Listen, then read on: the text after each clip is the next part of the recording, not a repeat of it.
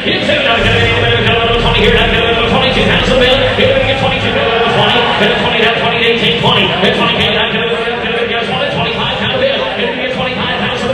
guys, REVan Evan here with my man Abe. We're in Kissimmee, Florida at the Mecum auction.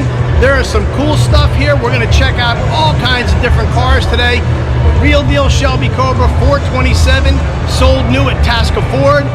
Behind me over there, Ford GT 0506, a brand new Ford GT, which everybody's waiting to see what the value on those things are. And of course, the Bullitt Mustang is here, the car that Steve McQueen drove in the '68 movie Bullitt. So let's go check out Mecum auctions. We'll take a walk around and we'll show you what we can find.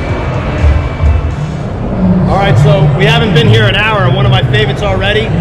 Awesome. Glidden Pinto, three-time world champion car. 351 Cleveland, still rowing the 4-speed. The estimate on this thing is $100,000 to $150,000 bucks. This is a real deal car that Bob raced. It also comes with one of Bob's open face helmets, according to the placard. Also, a Jenkins car, Grumpy Jenkins, a Jenkins Camaro, second gen Camaro, which is super cool. And looks like we got a Hemi 71 Cuda back there, Ronnie Sox car. This is gonna get wild. All right guys, when it comes to old school Fords, my all-time favorite is right here. 66 427 Fairlane, bench seat, 4-speed. Only 57 of these were made. Dual quads, 4 1/4 horse. It's got the fiberglass pin-on hood with the scoop in the front. To me, this is just bare bones muscle. Dog dish hubcaps with the steel painted wheels. These cars were pretty much built for drag racing. They run low 13s, high 12s, even in stock trim with these 7-inch tires on them. I've actually driven one on track, 13.3 I think, at 105.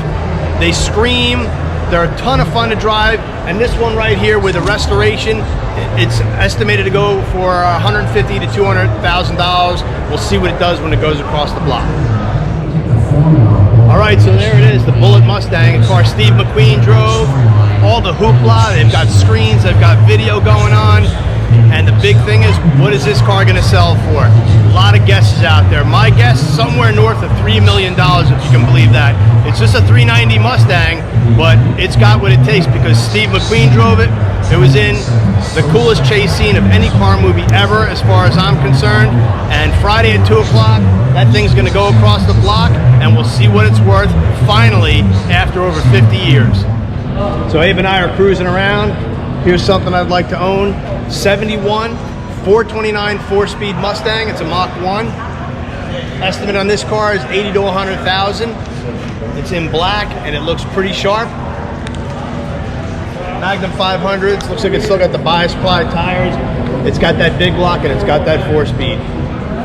Oh, let's check this out, dude.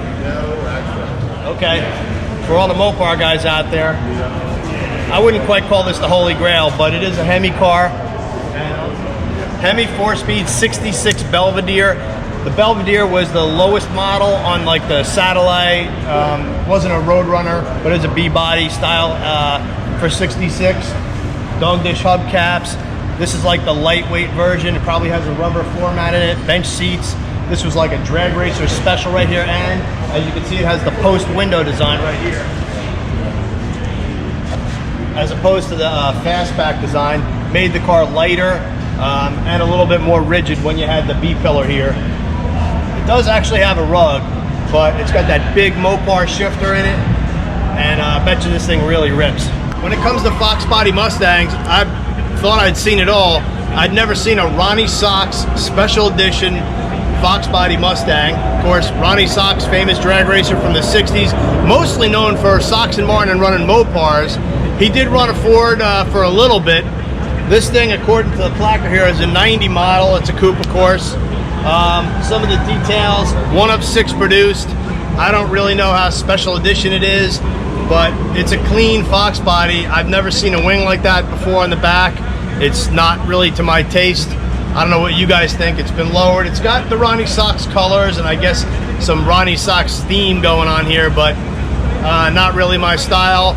But I don't know. We'll see what it goes for. Here's a 1994 GT. with 25,000 original miles. As you can see, one of 32 built.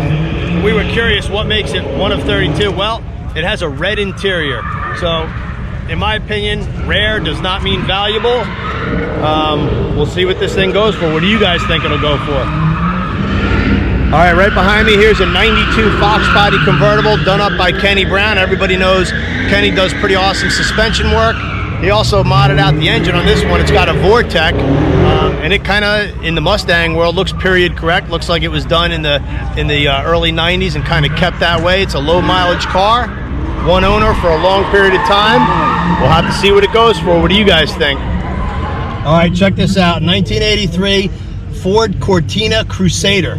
I can honestly say I've never seen one of these before. It's got the blue oval. I'm on the right side of the car. It only went up to $4 grand and didn't sell.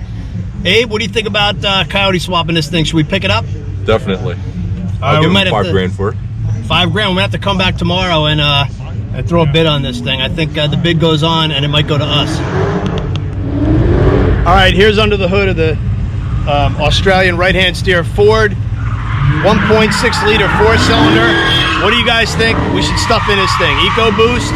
I don't know if a Coyote will fit, but definitely we can get a small block in there with some boost or something like that. Let us know what you think. Drop a comment. All right, guys, so that's a day at Mecum auctions.